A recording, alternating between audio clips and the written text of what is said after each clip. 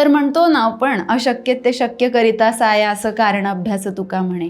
आयुर्वेद सांगतो की भाव अभ्यसनम अभ्यासशीलनम सतत क्रिया.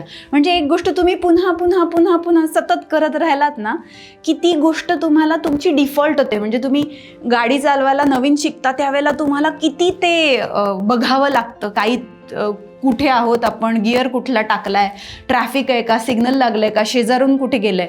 पण तुम्ही एक दिवशी एवढे सराईत होता चालवून चालवून की तुम्ही घरातून निघून ऑफिसपर्यंत कधी पोचलात हे तुम्हाला कळत सुद्धा नाही.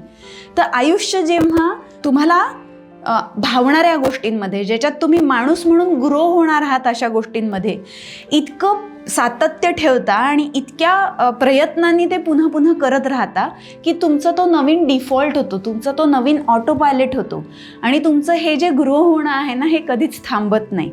तर खरंच माझ्यासारखी मध्यमवर्गीय महाराष्ट्रीयन मुलगी मोठी मोठी स्वप्न बघू शकते की जिच्या हातामध्ये एवढी पण ताकद नव्हती लहानपणी की ती भरलेला पाण्याचा तांब्या उचलून एका खोलीतून दुसऱ्या खोलीत घेऊन जाऊ शकेल.